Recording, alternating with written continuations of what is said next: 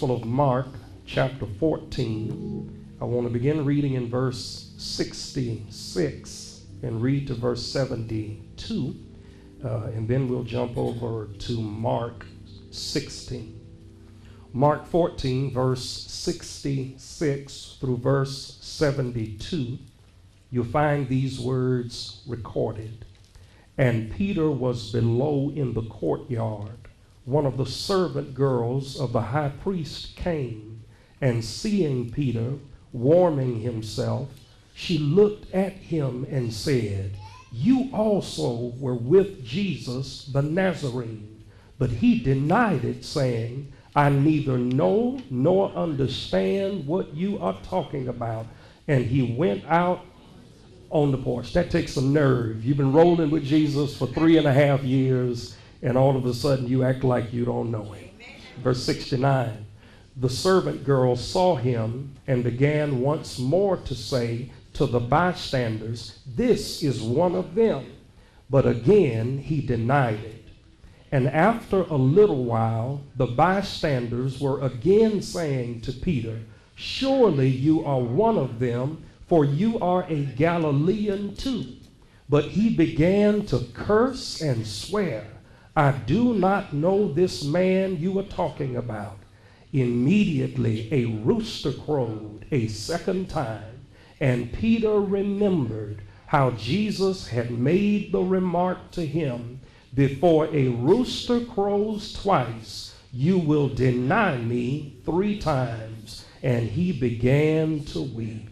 Boy, you talk about a meltdown. He had one in chapter 14. But look at what you find in chapter 16, verse 2 through verse 7. This is after Jesus has been crucified, after he has been buried, and after he has been miraculously resurrected from the dead. Look at verse 2 through verse 7 in Mark 16. Very early on the first day of the week, they came to the tomb when the sun had risen. They were saying to one another, "Who will roll away the stone for us from the entrance of the tomb?" Looking up, they saw that the stone had been rolled away, although it was extremely large. Entering the tomb, they saw a young man sitting at the right, wearing a white robe, and they were amazed. And he said to them, "Do not be amazed. You are looking for Jesus the Nazarene, who has been crucified. He has risen. He is not here. Behold, here is the place where they laid him." And here's where I get excited at verse 7. "But go, tell his disciples and Peter, he is going ahead of you to Galilee. There you will see him just as he told you." If you would have pulled Peter to the side and asked him if Jesus ever wanted to talk to him again, Peter would have said, "I am the last person Jesus would ever want to see." Yet when Jesus was resurrected from the grave, he didn't call any of the other disciples by name, but he said, "Make sure you bring my boy Peter to meet with me in Galilee." You know why? Because he's the God of another chance. You may claim your seats if you can. That's all I want to talk about this morning. He is the God of another chance. Of all the figures throughout the New Testament, there is none quite like Simon Peter. Peter's life is sort of like a fine diamond. When you look at it, you can't look at it from only one direction. You have to turn it to see the different facets of the diamond. Everyone in here, your life falls into the same category. You have different facets. Some of you, your last school year was not your best school year, but just turn the diamond. There's another facet to you. Some of you who work in education, you had some very difficult students to deal with during the last school year, but God is going to give you the opportunity to turn the diamond. What are you saying, Pastor Thorpe? Last year may have been rough, but this year can be a whole lot better. For a whole lot of us in this room, last week was rough, but you're praying that this week will be a whole lot better. Can I drive it a step further? For somebody, this morning was jacked up, and you praying that by this afternoon, the Lord turns some things around.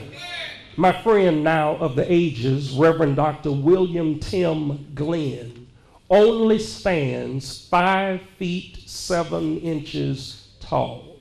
When he was in junior high school, he played on his junior high basketball team. It was a team made up of average students, but they had one above average student whose name was Gary Robinson. The coach, whenever they got into a clinch, only had one play, and it was get the ball to Gary and the rest of you get out of his way. A day came, they were playing their junior high championship, and Gary Robinson, who in the 6th grade already stood 7 feet tall, went out into that championship game, and it was the worst game he had ever played. Some of the shots he took didn't even hit the backboard. They went all the way over the goal. He was causing errors. He was missing layups. He was turning over the ball. And when it came time for halftime, when the coach brought all of them back into the locker room, the coach had something to say to everyone else, but had nothing to say to the star player, Gary Robinson. At the end of halftime, the coach pulled Gary to the side and said to him, "Get back out there and play your game." Gary Robinson almost single-handedly defeated their opponent in the second half of the game, and they were victorious in the championship. Tim Glenn pulled Gary Robinson to the side after the game was over and everyone was celebrating, and he said, "Gary, you are an awesome player and you did so poorly in the first half. Why did you do so much better in the second half?" To which Gary responded, "Tim, I played so poorly in the first half, I didn't think the coach was going to put me back in the game. But the reason I played so hard in the second half is because he gave me another chance." And that's God's word to somebody in here this morning. He's the God of another chance. Well, if we take Peter's life and break it into pieces, what would the pieces look like? The first piece would have to be Peter's calling. Peter's calling. When Jesus met Peter, he was with his brother Andrew, and they were fishing. Jesus said to Peter and Andrew, "I want you to stop fishing for fish and start fishing for souls." That was Peter's calling. He was divinely called by God. I want to encourage you as quickly as possible, find out what your calling is. Find out what it is that God wants out of your life. Peter's calling.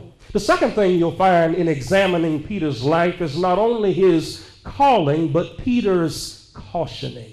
His cautioning. Jesus pulls Peter to the side in Luke chapter 22. And he says to him, Pete, that's what he probably called him for short. That's what I would have called him. He said, "Pete, listen, the devil desires to sift you like wheat, but I have prayed for you. And when you come out of your trying experiences, I want you to strengthen your brethren." Jesus cautioned Peter. And thank God for those times when the Lord pulls us to the side to caution us, to let us know that there is danger ahead. We see Peter's calling, we see Peter's cautioning, but then I want to breathe a word about Peter's conditions. What was wrong with Peter? Peter is one of the most picked on characters in the Bible, because Peter was a trip. You thought your Uncle Ray was a mess. You should have met Peter. Peter had really two problems. This is not a part of your printed outline. Peter was loquacious and impulsive. Loquacious means he talked all the time. Even when he wasn't supposed to be talking, he found stuff to talk about. He was loquacious, but then he was impulsive. Peter would not only fight at the drop of a hat, sometimes he would drop the hat to start the fight. Peter's conditions. But then in Mark chapter 14, the verses that we read, you find Peter's collapse. Jesus had warned him, Peter, before the rooster crows twice tonight, you will have denied knowing me 3 times. And sure enough, by the time you get to verse 72 of Mark chapter 14, Peter denied even knowing the Lord 3 separate times. And after he denied him the 3rd time, cock-a-doodle-doo is what you heard in the courtyard. Peter's calling, Peter's cautioning, Peter's conditions, Peter's collapse. But thank God for Peter's comeback. In Mark's Gospel chapter 16, when Jesus got up out of the grave, he left word through the angel, tell my disciples to meet me in Galilee, but make sure you tell Peter. You see, he had to call Peter by name, because if he had not called Peter by name, Peter had taken his name off of the list and felt that Jesus didn't want to have anything to do with him. So Jesus said, make sure you bring all my boys to see me, but you better tell Peter by name. Had they not called Peter by name, when the women would have gone to the other disciples and said, Jesus is alive, he wants to see y'all, Peter would have said, you don't want to see me. Peter would say, no, y'all go ahead and go.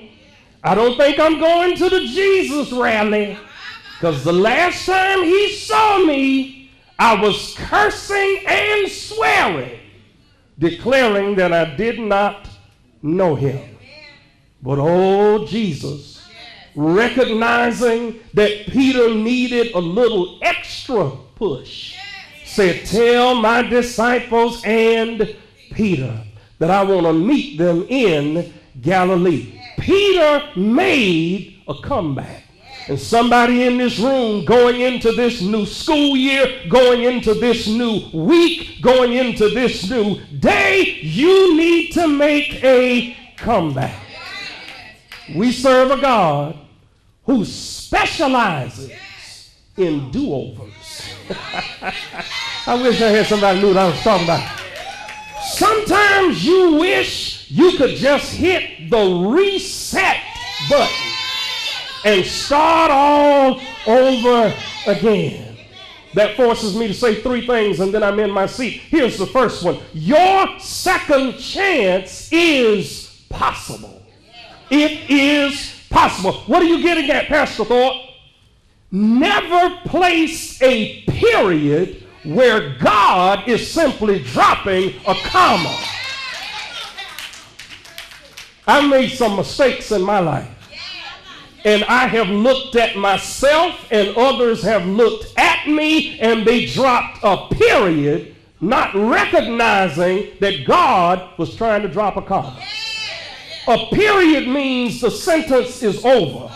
A comma means pause, there's more to come. That's God's word to somebody in here today.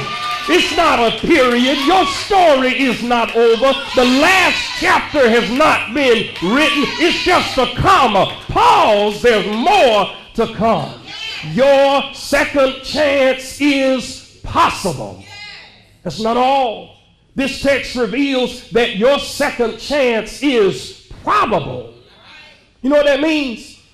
Probable means not only is it possible, but there is a high likelihood that you will receive a second chance. I'm about to get full off my own cooking.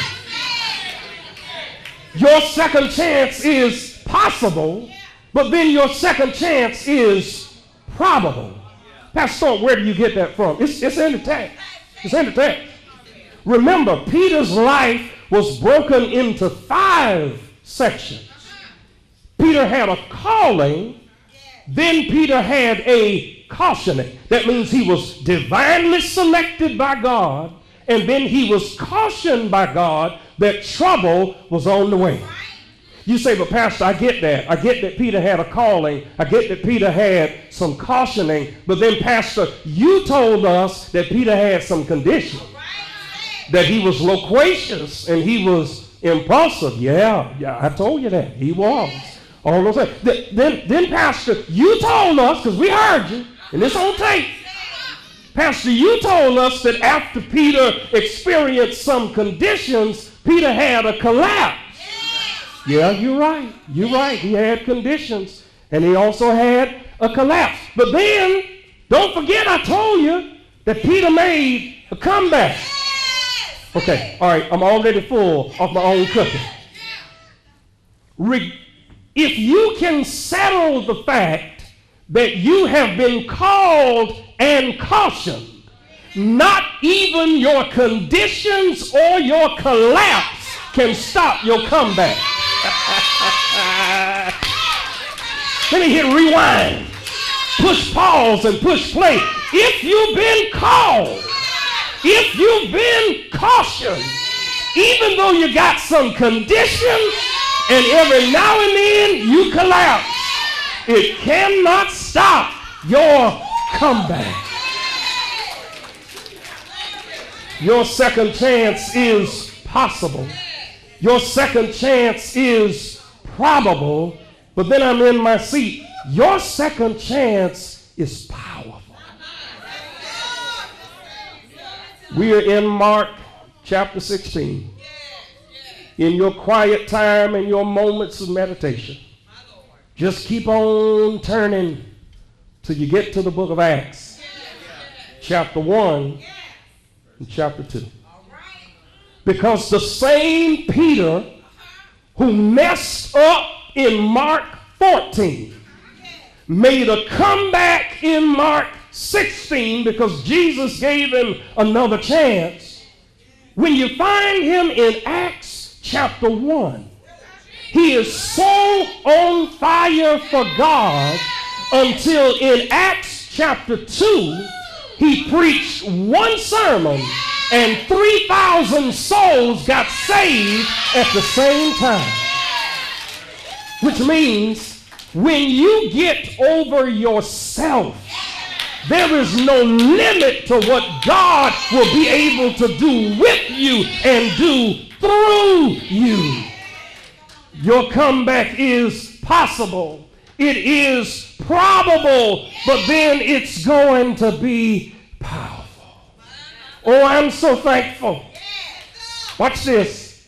That I didn't give up on me when I felt like it. See, sometimes you got to learn how to encourage yourself.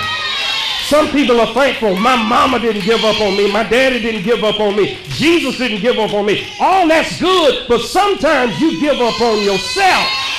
And if you have given up on yourself, it doesn't matter who believes in you if you don't know how to believe in yourself. So I'm glad, Sister Vanya, that I didn't give up on me. I felt like it. Felt like throwing in the towel. Felt like my usefulness was all over. But then I had a quiet moment of meditation and recognized, Thorpe, you are in good company, because the Lord majors in mending mess-ups. Okay, deep saints show up on Sunday before school. See, I had some real high times in life. Have you ever had those days where everything just seems perfect? Kind of reminds me of this glass of water. I've had some days where everything just seemed perfect and pure. Didn't have any problems. Didn't have to worry about money. Didn't have to worry about relationships. I've had some good days. But oh, I'd be less than honest if I didn't tell you that I also had some bad days. Matter of fact, some of my bad days were so bad until they messed up my good days. And then one day I'd start acting a little better and try to get better, but then it just kept getting worse. And I tried to pull myself out of the hole and ended back up in the hole. But one day I had a conversation with a man named Jesus, and he reminded me that his blood reaches to the highest mountain and flows to the lowest valley. And I discovered that whatever I messed up, Jesus had the power to clean it up. That he could take my dirty situation and turn it into a clean situation. What am I getting at? He's the God of another chance. Let him make the difference in your life, because wherever you have fallen, he has the power to pick you up and turn you around and make you what he would have you to be. You know why? He's the God of another chance.